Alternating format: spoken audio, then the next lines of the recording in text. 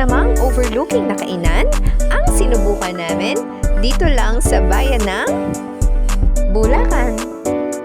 At heto nga, pinuntahan na rin namin ang dinarayong kainan dito sa Ipodam View Deck.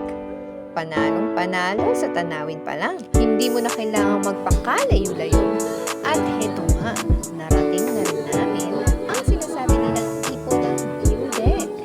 And mula dito sa aming kinakatiraan, ito naman ang iyong matatanaw sa napakalawak na kabundukan at berdeng kapaligiran.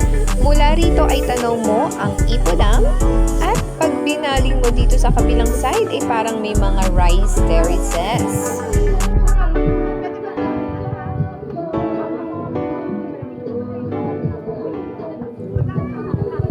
At ito naman ang itsura ng loob ng kainan. Mula rito ay ramdam mo ang malamig na hangin mula sa sariwang kapaligiran at maririnig mo ang mga lagaslas ng mga puno at mga insekto at ibon na nagdiliparan. Sa pagkain naman ay marami kang pagpipilian.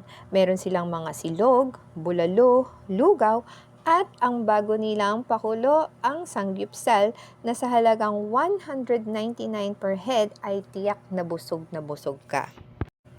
Pagsapit naman ng gabi, ayan, may libreng only wings ka pa. Habang kami ay narito, ay nagsilabasa naman ang mga dambuhalang gamo-gamo na nagmula sa kung saan. Kung medyo sosyalin ka ay baka matakot ka at mandiri ka. Pero sa totoo lang, nagpadagdag pa siya sa pagka-aesthetic ng lugar.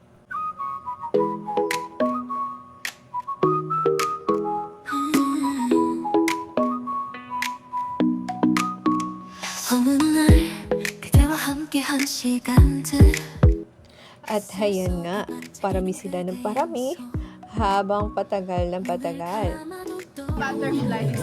Mag-ingat lang sa pagsubo, baka di mo mamalayan, laman na pala sila ng iyong tiyan. At ito naman ang view niya dito sa labas.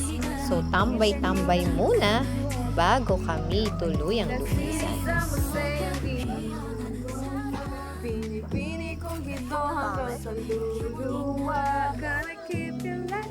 Laki na na. Laki.